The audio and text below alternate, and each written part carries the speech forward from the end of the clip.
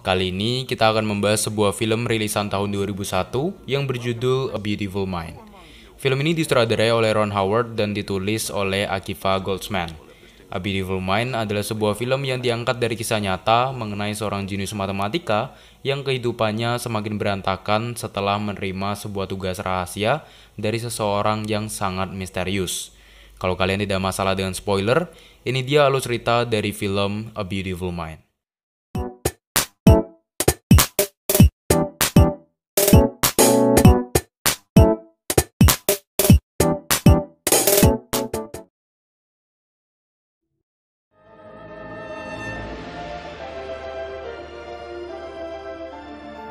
Pada bulan September tahun 1947, Universitas Princeton menerima sekelompok matematikawan secara bersamaan. Mereka dituntut untuk membuat sebuah ide original dan siapapun yang berhasil akan memiliki kesempatan untuk bekerja di MIT, sebuah kampus bergengsi di Massachusetts. Satu di antara mereka adalah John Nash, seorang matematikawan jenius dengan sikapnya yang sangat unik, membuatnya tidak memiliki banyak teman dan sering diledek oleh Martin, salah satu temannya di universitas sebelumnya. Berbeda dengan Martin, kedua teman lainnya bernama Richard dan Bender selalu berusaha untuk bersikap baik kepada John. Namun, selain ketiga temannya itu, John paling mudah bergaul dengan teman sekamarnya, Charles. Karena hanya Charles lah satu-satunya teman yang tidak menganggap dirinya sebagai orang aneh. John sendiri tidak pernah sekalipun ikut kelas, karena menurutnya kelas hanya akan menghancurkan potensi kreativitasnya. Sampai kemudian pada suatu hari, dosennya yaitu Profesor Horner menunjukkannya sebuah ajang pengakuan bagi seseorang yang berhasil mencapai pencapaian tertentu. Ajang itu disebut sebagai The Pens, di mana orang-orang di sekitarnya akan menaruh pena di atas meja sebagai bentuk penghormatan dan penghargaan. Hal itu seketika menyadarkan John bahwa ia harus segera menemukan ide originalnya. Sejak saat itu, John banyak menghabiskan waktunya untuk berusaha menemukan ide originalnya. Sebelum kemudian, saat ia bersama teman-temannya sedang berdiskusi tentang bagaimana mereka bisa mendekati sekelompok wanita di bar, John menemukan ide originalnya. John pun bergegas pergi dari sana dan mengurung dirinya dalam kamar selama berbulan-bulan untuk mengerjakan ide originalnya sampai tuntas. Kerja kerasnya itu menghasilkan hasil yang sangat baik. Profesor Horner sangat kagum dengan apa yang dikerjakan oleh John dan langsung memberikannya kesempatan untuk bekerja di kampus MIT bersama dua teman lainnya. Tanpa berpikir panjang, John langsung memilih Bender dan Richard sebagai rekan kerjanya. Charles juga ikut senang atas keberhasilan John, begitu juga dengan Martin yang sebelumnya selalu meledeknya. Dari prestasinya itu, John mulai dikenal sebagai seorang jenius. Bahkan pada tahun 1953, ia secara khusus diundang ke Pentagon untuk kedua kalinya. Bagi yang belum tahu, Pentagon adalah sebuah bangunan Departemen Pertahanan milik Amerika yang bersifat sangat-sangat rahasia. Apa yang dikerjakan di dalam harus dirahasiakan dari publik. Nah, John diundang ke sana untuk memecahkan kode telekomunikasi pihak oposisi yang bahkan tidak bisa dipecahkan oleh komputer. Dengan kejeniusan yang dimilikinya, John berhasil memecahkan kode itu. Namun ada seseorang pria bertopi hitam yang terus mengawasinya dari kejauhan. Beres dengan urusan itu, John pun kembali diantarkan ke kampus MIT, tempat ia bekerja sebagai dosen bersama Bender dan Richard. Di kelas baru yang ia ajar, ia bertemu dengan seorang mahasiswi cantik bernama Alicia, yang memang mahasiswi ini cukup menarik perhatiannya. Pada malam hari, saat John bergegas pulang, ia dihampiri oleh pria bertopi hitam yang sebelumnya mengawasi dirinya dari kejauhan di Pentagon. Pria itu mengenalkan dirinya sebagai William Parcher, salah seorang anggota Departemen Pertahanan Amerika Serikat. William kemudian membawa John ke sebuah gudang rahasia dan memberikannya sebuah tugas yang juga bersifat rahasia. Intinya, William memberitahu bahwa terdapat sebuah bom atom portable milik Nazi dalam sebuah fasilitas di Berlin. Jika Soviet berhasil mencapai fasilitas itu terlebih dahulu, Amerika tidak akan mendapatkan kesempatan untuk mengambil bom atom itu. Maka dari itu, John ditugaskan untuk mencari pola tersembunyi dari berbagai majalah dan koran yang sekiranya bisa menunjukkan apa rencana Soviet ke depannya dalam mencuri bom atom tersebut. Dengan begitu, Amerika bisa menggagalkan rencana Soviet. Jika John sudah berhasil menemukan pola tersembunyi itu, ia harus memasukkannya ke dalam kotak pos gudang rahasia tersebut, agar pemerintahan Amerika bisa mendapatkannya. Untuk membuka gerbang gudang rahasia itu, John juga harus memasukkan kode tertentu yang sudah ditanamkan dalam tangannya dalam bentuk chip. John kini menjadi seseorang yang sangat-sangat penting bagi negara Amerika. Hari berikutnya dalam kantor, John pun mulai mencari pola-pola tersembunyi dari berbagai majalah yang sudah ia kumpulkan. Terlalu fokus, John pun lupa bahwa sebenarnya ia harus mengajar sebuah kelas. Karena itu, Alicia datang menemuinya. Namun tampaknya Alicia juga tertarik dengan John, sehingga ia mengajaknya untuk berkencan. Dari sanalah keduanya mulai menjalin hubungan cinta dan kemudian menjadi sepasang kekasih. Pemberian Alicia yang sangat berkesan bagi John adalah sebuah kain bermotif bunga yang didapatkannya dari kencan pertamanya. Namun selain hubungan percintaannya, John juga sangat sering menghabiskan waktunya untuk mencari pola tersembunyi dari berbagai majalah dan koran yang kemudian ia kirimkan ke gudang rahasia tersebut. Ia melakukan pekerjaan rahasia itu selama 1 tahun penuh sampai pada tahun 1954 tanpa sepengetahuan istrinya, Alicia. Namun semakin lama pekerjaan rahasianya itu semakin membahayakan dirinya. Suatu malam, ia tiba-tiba dijemput oleh William setelah mengirim koran dan majalah itu. William tidak memberikan alasan yang jelas, hanya saja mereka sedang dikejar oleh orang-orang Rusia yang membawa senjata api. Untungnya, William berhasil membereskan masalah itu dan John pulang ke rumah dengan selamat. Sejak kejadian itu, John tidak lagi menginginkan pekerjaan rahasia itu, terutama karena Alicia sedang hamil. Namun William terus mengancam John dengan mengatakan bahwa dirinya lah yang bertugas untuk menjaga John dari pihak Rusia yang sampai saat ini masih tidak tahu bahwa John bekerja untuk Departemen Pertahanan Amerika. Jika John keluar dari pekerjaan rahasia itu, ia tidak akan menjaga John dari pihak Rusia lagi. Tentunya itu berarti keluarganya juga akan ikut terancam. Tidak memiliki pilihan lain, John pun melanjutkan pekerjaan rahasia itu. Padahal sebenarnya pekerjaannya itu membuat John merasa sangat-sangat terancam, sehingga ia selalu mematikan lampu rumahnya agar William tidak tahu bahwa ia sedang berada dalam rumahnya. Bahkan ia juga sempat memarahi Alicia hanya karena lampu ruang keluarga dalam keadaan menyala. Perilaku John yang semakin lama semakin aneh itu meninggalkan Alicia dengan rasa kebingungan. Keesokan harinya, John kembali ke Universitas Princeton karena ia diundang sebagai pembicara tamu. Di sana, ia kembali bertemu dengan Charles dan keponakannya, Marcy, yang sangat senang mendengar kabar itu. Namun sekali lagi, karena alasan yang sama, John tidak fokus dengan apa yang dijelaskannya. Apalagi saat ia tiba-tiba melihat sekelompok orang berjas dan bertopi hitam masuk ke dalam ruangan itu dan secara perlahan mendekatinya. Merasa terancam, John pun memutuskan untuk menghentikan penjelasannya dan kabur dari Universitas Princeton. Di tangga keluar, John dikepung oleh orang-orang berjas hitam itu dan kemudian seorang pria tua datang mengenalkan dirinya sebagai seorang psikiater bernama Rosen. Tidak mempercayai hal itu, John langsung memukulnya dan berlari sekencang mungkin. Namun pelarian itu berhasil dihentikan, membuat John seketika berteriak-teriak minta tolong dan menganggap orang-orang berjas hitam itu sebagai orang Rusia yang ingin mencelakai dirinya. Meskipun begitu, tidak ada seorang pun yang ingin menolongnya, termasuk Charles yang hanya berdiri diam menyaksikan hal itu dari kejauhan. Dr. Rosen kemudian menyuntikkan jarum bius kepada John dan segera membawanya pergi dari Universitas Princeton. Semua orang yang menyaksikan itu merasa sangat kebingungan dengan apa yang sebenarnya terjadi. Saat tersadar, John sudah dalam keadaan terikat di sebuah kursi. Disinilah semuanya terungkap. Dr. Rosen mengklaim bahwa John sedang berada dalam rumah sakit jiwa. Di sana, John sempat melihat Charles yang sedang terduduk diam melihat ke arahnya. Charles yang hanya diam saja membuat John yakin bahwa Charles adalah pihak Rusia yang juga bersama dengan Rosen untuk menangkap dirinya. Namun, Dr. Rosen tidak tahu siapa lawan bicara John, karena sebenarnya Charles hanya bagian dalam imajinasi yang diciptakan oleh John. John mengidap skizofrenia.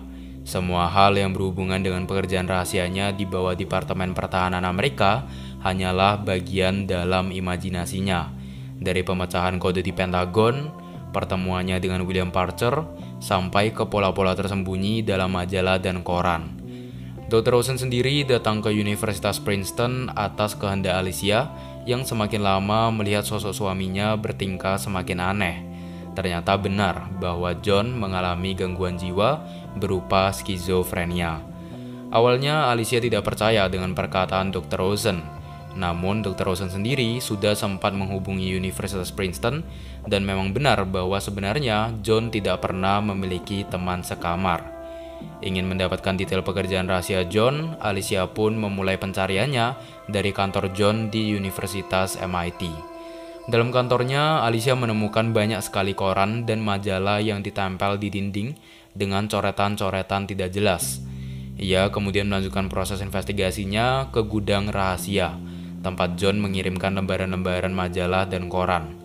Tempat itu sebenarnya hanyalah bangunan tua tanpa akses kode untuk membuka gerbang sama sekali. Dalam kotak pos, Alicia menemukan pekerjaan yang dikerjakan oleh John selama ini. Setelah mengetahui semua hal itu, Alicia segera pergi menemui John. John masih berpikir bahwa ia sedang di bawah pengawasan orang-orang Rusia. Namun Alicia yang tidak tahan mendengar ocehan John segera menghentikannya dan menunjukkan semua pekerjaan John yang sama sekali tidak pernah dibuka ataupun dibaca oleh pemerintahan Amerika. Alicia kemudian memberitahu kebenarannya secara perlahan kepada John. Namun John langsung pergi meninggalkannya begitu saja. Semakin lama kondisi John semakin parah. Ia sempat menyakiti dirinya dengan mencakar-cakar tangannya berusaha menemukan chip yang ditanamkan dalam tangannya itu. Karena perilakunya yang semakin lama semakin membahayakan dirinya, pihak rumah sakit pun memutuskan untuk menyuntikkan insulin kepada John dengan persetujuan Alicia. Insulin itu seketika membuat diri John kejang-kejang, dan hal itu harus dilakukan 5 kali seminggu selama 10 minggu. Kenyataan itu sangat menyakiti hati Alicia. 1 tahun kemudian, kondisi John kini sudah semakin membaik. Ia tidak lagi melihat sosok Charles ataupun William Parcher. Namun tetap saja ia harus mengonsumsi obat secara rutin. Itulah hal yang sangat tidak disukai oleh John, karena sebenarnya ia ingin bekerja di Universitas Princeton. Namun obat yang dikonsumsinya membuat dirinya tidak bisa fokus. John sama sekali tidak bisa menemukan makna dari kehidupan yang ia jalani sehari-hari, membuat Alicia sempat mengalami depresi karena ia tidak tahu apa yang harus ia lakukan lagi untuk merawat suami dan anaknya. Meskipun begitu, Alicia tetap menjalani kehidupannya sebagai tulang punggung keluarganya. Ia mengambil jatah kerja lembur demi menafkahi keluarganya. Hari-hari berlalu tanpa sepengetahuan Alicia, John tidak lagi mengonsumsi obatnya. Setiap kali Alicia memberikannya obat, ia menyembunyikannya di sebuah kotak penyimpanan. Hal itu seketika kembali memicu skizofrenia yang dideritanya. John kembali melihat pola-pola tersembunyi dari tulisan-tulisan koran, sampai ke seseorang yang berlarian menuntunnya ke hutan dekat rumahnya. Di sana, ia dikepung oleh beberapa pasukan bersenjata dan kembali bertemu dengan William Parcher. Awalnya, John tidak percaya dengan kehadiran William. Namun, William berhasil meyakinkannya bahwa ia bukanlah bagian imajinasi dari John. William kemudian membawa John ke sebuah kamar kecil dekat rumahnya untuk kembali mengerjakan tugas rahasianya. 1 tahun kemudian pada tahun 1956, John bertingkah semakin normal. Ia kini bersedia membantu Alicia untuk memandikan anaknya, sementara Alicia membereskan pakaian. Namun tiba-tiba Alicia mendengar suara radio dari kejauhan yang cukup mencurigakan.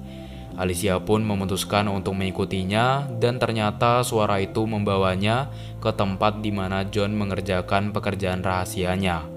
Sama seperti yang terjadi di masa lalu, banyak sekali lembaran majalah dan koran yang tertempel di dinding dan coretan-coretan tidak jelas. Hal itu seketika mengingatkan Alicia pada anaknya yang sedang dimandikan oleh John di bawah pengaruh skizofrenia.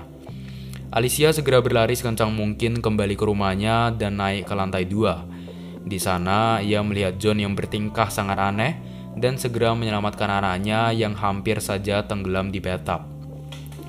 John sendiri mengklaim bahwa Charles lah orang yang sedang menjaga anaknya dalam kamar mandi. Tidak tahan dengan kondisi John yang kembali parah, Alicia pun segera turun dan menghubungi Dr. Rosen. Disinilah John kembali melihat sosok William Parker yang menyuruhnya untuk menghentikan niatan Alicia. Karena John terus menolak, William menodongkan senjatanya kepada Alicia, memaksa John mendorong senjatanya, namun ia malah menabrak Alicia. Merasa terancam, Alicia pun segera berlari ke dalam mobilnya. William semakin lama semakin memaksa John untuk menghentikannya, dan hal itu didukung oleh Marcy dan Charles. Disinilah John merasa sangat kebingungan dan kembali mengingat satu persatu momen kebersamaannya dengan Charles dan Marcy, membuatnya mengerti akan satu hal.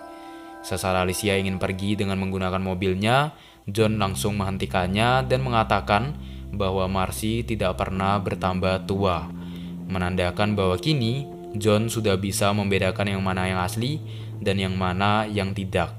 Karena itu, John dan Alicia kembali berkumpul dalam rumahnya bersama Dr. Rosen di hari berikutnya. Dr. Rosen menyarankan John untuk sekali lagi diberikan insulin yang lebih tinggi dan obat yang baru. Namun John menolak. John ingin menyelesaikan masalah itu sendirian tanpa pengobatan apapun. Ia hanya perlu waktu untuk membiasakan dirinya dengan bayangan imajinasi yang diciptakannya. Meskipun ia tahu bahwa konsekuensinya adalah dirinya bisa saja terperangkap dalam imajinasi ciptaannya, John tetap bersikeras ingin menjalani kehidupannya tanpa pengobatan sama sekali. Namun, ia tidak ingin Alicia tinggal bersamanya, karena ia takut ia akan menyakiti Alicia suatu hari nanti. Melihat tekad bulat yang sudah diambil oleh John, Alicia pun sempat berbincang-bincang sebentar dengan Dr. Rosen sebelum kemudian kembali menemui John dan memutuskan untuk tetap tinggal bersama John, menemani kesendiriannya. 2 bulan kemudian, John kembali mengunjungi Universitas Princeton untuk menyesuaikan dirinya dengan lingkungan lamanya, karena menurut Alicia dan dirinya, hal itu akan sangat membantu kondisinya. Di sana, ia bertemu dengan Martin yang kini sudah menjadi seorang dosen. Martin sangat senang bertemu dengan John. Namun di tengah perbincangannya itu, Charles datang mengganggu John. Refleks, John pun mulai bertingkah aneh di depan Martin. Meskipun begitu, Martin memilih untuk tidak mempermasalahkannya dan menerima John yang ingin kembali belajar matematika di perpustakaan. Tapi sayangnya, tidak lama setelah itu, John kembali bertingkah. Ia berteriak-teriak karena melihat sosok William Parker, menakuti para mahasiswa di sekitarnya. Martin segera menenangkannya dan John langsung pergi meninggalkan Universitas Princeton. Kejadian itu membuat John mulai berpikir bahwa ia lebih baik kembali ke rumah sakit jiwa sesuai anjuran dari Dr. Rosen. Namun Alicia tetap mendorongnya untuk mencoba sekali lagi. Keesokan harinya, John pun kembali lagi ke Universitas Princeton. Kali ini, ia benar-benar mengucapkan selamat tinggal kepada Charles dan Marcy yang terus ada dalam imajinasinya. Sejak saat itu, ia tidak pernah lagi menganggap sosok Charles dan Marcy yang terus ia lihat dalam kehidupan sehari-harinya. Tingkahnya yang cukup aneh itu sempat dijadikan bahan bully oleh para mahasiswa muda di sana. Tahun demi tahun berlalu, John terus berusaha memecahkan sebuah permasalahan matematika. Sampai akhirnya pada tahun 1978, ia berhasil memecahkan permasalahan itu dan seorang mahasiswa bernama Toby Kelly mendatanginya untuk belajar di bawah bimbingan John, sosok yang sangat dikaguminya. Melihat perkembangan itu, Martin segera membawa Alicia ke perpustakaan untuk menunjukkan hal itu. Alicia seketika sangat terharu melihat suaminya yang kini sudah semakin normal. Perkembangan kondisi John yang semakin membaik memberikannya kesempatan untuk kembali mengajar sebagai dosen. Martinlah orang yang berhasil meyakinkan pihak departemen di universitas itu untuk menerima John kembali menjadi seorang dosen. Pada tahun 1994, John yang baru saja selesai mengajar kelas didatangi oleh seorang pria tua bernama Thomas King. Thomas King datang menemui John untuk memberitahu bahwa John sedang dipertimbangkan dalam penerimaan Nobel Prize. Thomas King kemudian membawa John ke sebuah ruangan di Universitas Princeton untuk merayakan Nobel Prize yang akan didapatkan oleh John. Namun, tanpa sepengetahuan John, Thomas King sudah merencanakan ajang The Pence. Semua orang di sekitarnya mulai menaruh penanya di atas meja John untuk menghargai pencapaian atas teori yang diciptakannya. Tahun 1994, John menerima penghargaan dalam ajang Nobel Prize. Di sanalah ia sangat bersyukur dan berterima kasih dengan kehadiran Alicia dalam hidupnya. Ia juga tetap membawa kain pemberian Alicia sejak kencan pertamanya itu. Sejak saat itu, John terus berjalan ke Universitas Princeton setiap harinya. Jadi itulah kisah dari film A Beautiful Mind yang memang sangat menyentuh sekaligus mengejutkan saat kita mengetahui kebenaran bahwa ternyata John mengidap skizofrenia. Bahkan sampai akhir hidupnya pada tahun 2015 lalu, John masih melihat sosok imajinasi Charles, Marcy, dan William Parker. John dan Alicia sendiri meninggal dalam sebuah kecelakaan mobil. Anak keduanya bernama John Charles Martin Nash juga mengidap skizofrenia. Kalau kalian ingin melihat interviewnya, kalian bisa menontonnya di YouTube. Jadi terima kasih kepada kalian semua yang sudah menonton video ini dan sampai jumpa di video berikutnya.